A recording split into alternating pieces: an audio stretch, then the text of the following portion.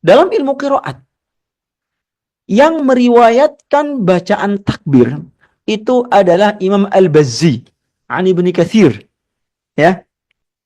Ini riwayatnya qiraatnya Asim. Lah kok baca takbir? Imamnya Imam Asim atau Imam Hafiz meriwayatkan takbir? Tidak.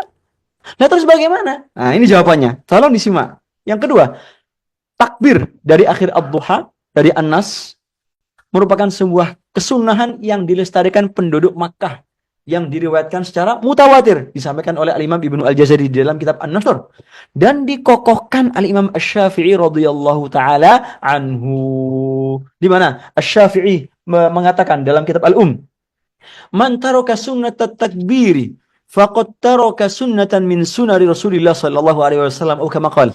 Kata Imam Asy-Syafi'i radhiyallahu taala anhu, barang siapa sengaja meninggalkan sunnahnya membaca takbir ketika selesai membaca ad-duha sampai An-Nas, sengaja, maka dia telah meninggalkan satu daripada kesunahan-kesunahan yang dilakukan Nabi sallallahu alaihi wasallam. Dalam hal ini Ustazah Qurrata Ayun membaca qiraat Asim. Dalam ilmu qiraat, yang meriwayatkan bacaan takbir itu adalah Imam Al-Bazzi an Ibnu Katsir, ya, di mana beliau memiliki riwayat yang sahih hingga Ibnu Abbas dan dimarfu'kan kepada baginda Nabi sallallahu alaihi wasallam.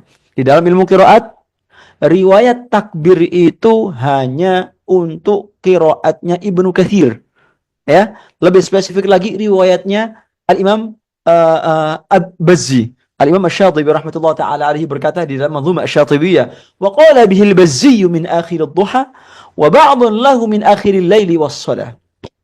Itu dikatakan oleh Imam Asy-Syatibi rahmatullah taala alaihi. Lah terus bagaimana ini Mbak Ayun nanti? Ini riwayatnya qiraatnya Asim. Lah kok baca takbir? Imamnya Imam Asim atau Imam Hafiz meriwayatkan takbir? Tidak. Lah terus bagaimana? Nah, ini jawabannya. Tolong disimak, ya, supaya enggak enggak gitu.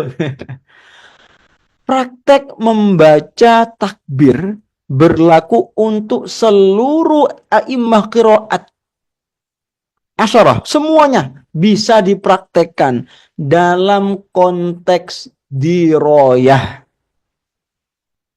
ya, dalam konteks diroyah. Apa itu diroyah itu? Sunnatul qurra, membaca takbir untuk seluruh a'immah qiraat itu sudah menjadi kebiasaan a'immah qiraat siapapun itu, yang diriwayatkan secara turun-menurun, ini secara tawatur.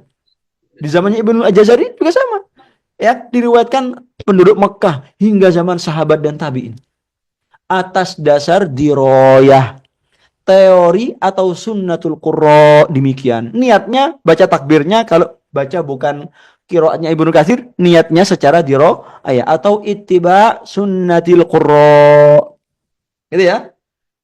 Tapi kalau kita membaca riwayat atau qiraat Asim dalam rangka riwayat, itu tidak boleh. Kenapa? Karena itu akan menjadi satu fitnah kepada a'immah qiraat selain Ibnu Katsir, bahwasanya mereka juga meriwayatkan takbir, padahal tidak.